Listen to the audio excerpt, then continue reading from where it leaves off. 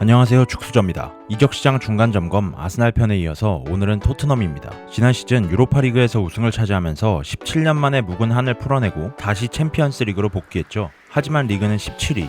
이에 책임을 지고 포스테코글루 감독은 물러났고 토마스 프랭크 감독이 새로 부임했습니다. 새로운 감독과 함께 새로운 도전을 나서는 토트넘의 이적시장은 어떨지 살펴보시죠. 모하메드 쿠두스가 웨스트햄을 떠나 토트넘으로 합류했습니다. 이적료는 약 5,500만 파운드, 6년 계약을 맺었고 웨스트햄은 6,500만 파운드를 원했지만 짠돌이 레비 앞에서는 별 수 있나요? 토트넘이 원하는 5,500만 파운드의 영입을 완료했습니다. 쿠두스는 다른 팀들보다는 오직 토트넘만을 원했다고 하면서 웨스트햄 팬들은 분노했고 쿠두스를 유다라고 부르고 있다고 합니다. 쿠두스 같은 경우는 전형적인 드리블러로 폭발적인 스피드를 바탕으로 상대를 찢어버리는 전진성을 갖고 있는 선수입니다. 특히 웨스트햄 합류 시즌이었던 23-24 시즌에는 48경기 18골과 7개의 도움을 기록하면서 스탯 생산력에서도 출중한 모습을 보여주었고 경기 영상을 보시면 아시겠지만 아프리카 특유의 탄력을 바탕으로 우측을 탈탈 털어버리는 드리블을 자주 보여주었던 선수입니다. 쿠두스의 외형을 보면 호리호리한 피지컬이라고 생각할 수도 있지만 피지컬적으로도 밀리지 않는 단단한 느낌의 선수입니다. 토트넘의 필수 덕목인 전방 압박 역시 성실하게 하는 선수이고 제가 쿠두스를 보면서 항상 느끼는 건 이 선수 체력이 장난 아닙니다. 아마 토트넘이 프랭크 감독 하에 전방 압박 전술을 시행한다면 쿠두스는 큰 도움이 되지 않을까 생각합니다. 쿠두스의 주 포지션은 우측 윙어이지만 좌측도 가능하고 유사시 중앙 공격수 자리도 설 수 있는 다재다능한 선수입니다. 다만 우측에 섰을 때보다 좌측과 중앙에서의 화력은 떨어지는 편이죠. 왼발잡이 윙어이다 보니 자신이 가장 서기 편한 우측을 선호하는 선수입니다. 걱정되는 점이라고 한다면 지난 시즌 폼이 거의 최악에 가까웠다는 점인데 이를 회복할 수 있을지가 관건이 되겠습니다. 우측에는 지난 시즌 토트넘의 최다 득점자인 브레넌 존슨이 있는데 과연 쿠두스와의 주전 경쟁은 어떻게 펼쳐질지 지켜봐야 할 것 같습니다. 지난 시즌이었죠. 5라운드 토트넘과 웨스트햄의 맞대결에서 쿠두스가 자신이 반칙을 하고 반더벤을 가격까지 하는 비매너 행위로 퇴장을 당했고 5경기 출장 정지 징계에 벌금까지 물었던 사건이 있었습니다.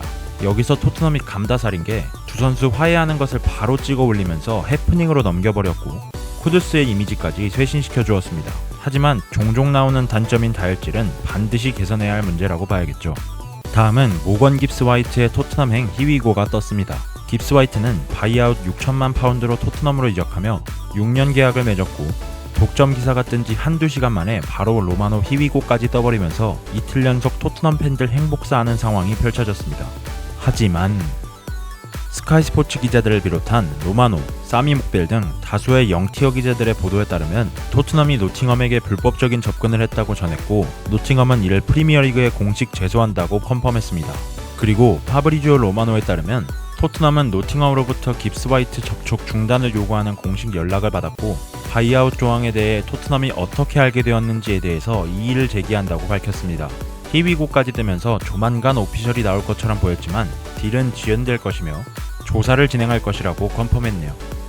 총정리를 해보면 깁스 화이트에게는 6천만 파운드의 바이아웃이 있었는데 이는 공개된 바이아웃이 아니었고 선수와 노팅엄 구단만 알고 있는 비밀 바이아웃 조항이었던 겁니다. 하지만 이를 먼저 알고 있었던 토트넘은 노팅엄과의 협상 전 먼저 깁스 화이트에게 접근하여 바이아웃을 발동시켰고 노팅엄은 자신들만 알고 있어야 할 바이아웃을 토트넘이 알고 있자 이의를 제기한 것이죠. 실제로 마이클 롤리스가 크리스탈 팰리스에 있을 때 첼시 이적설이 강하게 연결되고 있었는데 당시에도 비밀 바이아웃이었던 3,500만 파운드의 바이아웃을 첼시가 먼저 알고 선수에게 접근하였고 문제가 커지자 첼시가 발을 빼면서 딜이 파토난 적이 있었습니다. 그러면서 결국 올리세는 바이언으로 이적했죠. 아직은 조사를 시작한다는 기사만 나온 상태이기 때문에 지켜봐야 할 단계이지만 토트넘이 발을 빼면서 딜이 파토날 수 있는 가능성도 존재합니다. 토트넘이 이적시장 초반에 띄운 또 하나의 오피셜, 마티스텔입니다.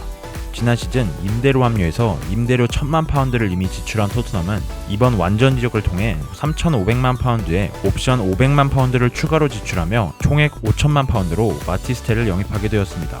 2031년까지 6년 계약을 한 상황인데 지난 시즌 텔이 보여준 폼을 보면 다소 의문인 영입이기는 합니다. 지난 시즌 텔은 겨울 이적 시장에 임대로 합류했죠. 바이언에서 폼이 폭망한 상태였기 때문에 임대를 보낸 것인데 좌측 윙어가 급했던 토트넘은 다소 무리하게 1,000만 파운드라는 비싼 임대료를 지불하고 텔을 데려옵니다. 하지만 20경기 출장하여 3골 1도움이라는 성적을 남기며 실패로 돌아간 임대 이적이 되었었죠. 물론 텔이 톱도 되고 윙도 되는 다재다능한 자원에다가 05년생의 어리고 23-24 시즌 분명히 보여준 것이 있었던 재능 있는 자원은 맞습니다. 하지만 지난 시즌 바이언에서도 토트넘에서도 최악의 폼을 보여주었고 나올 때마다 템포를 잡아먹고 선택도 좋지 않은 데다가 위치 선정까지 최악이었던 선수였죠. 이적료 총액을 보면 확실한 주전이라고 말할 수는 없어도 준주전 자원으로 생각하며 향후 주전으로 발돋움해야 할 자원으로 분류해야 하는데 과연 델이 토트넘에서 부활할 수 있을지 봐야 할 것 같습니다. 현재 토트넘이 쿠두스와 텔 오피셜이 떴고 미지수이지만 깁스 화이트를 노리면서 공격진 교통정리가 불가피한 상황입니다. 현재 이적 가능성이 있는 선수는 손흥민, 히샬리송 정도가 되지 않을까 생각이 드는데 애매한 자원을 쳐내고 정리할 필요가 있어 보입니다. 그리고 어린 선수들인 마이키 무어와 양민혁도 현재 스쿼드에 포함된 상태이기도 하죠. 이번 시즌 계약 만료였던 손흥민이 1년 더 계약을 연장했고 손흥민의 이적설이 끊이지 않고 나오고 있습니다. 현재 나오는 클럽들을 보면 사우디 클럽들이나 무리뉴 감독의 페네르바체 이적설이 나오고 있고 손흥민도 마음이 열려있다는 소식이 나왔습니다. 아마 토트넘의 쿠팡 플레이 시리즈 이후에 손흥민의 거취가 결정되지 않을까 생각이 드네요. 마지막으로 역시 오피셜이 떴던 타카이 코타입니다. 04년생의 어린 일본 센터백으로 가와사키 프론탈레에서 토트넘으로 이적한 선수입니다. 이적료는 500만 파운드로 5+1 계약이며 정말 오랜만에 토트넘 소속이 된 일본인이라고 합니다. 타카이 코타는 192cm에 90kg의 강력한 피지컬을 바탕으로 공중볼, 수비력에 강점이 있는 선수이고 일본 선수답게 빌드업도 곧잘 해내는 현대 축구에 특화된 센터백 유망주라고 볼 수 있습니다. 4옵션 정도로 기용될 가능성이 높을 텐데 타카이 코타의 플레이도 기대해 보겠습니다. 아직 활발하게 진행 중인 토트넘의 이적 시장 기대하겠습니다. 감사합니다.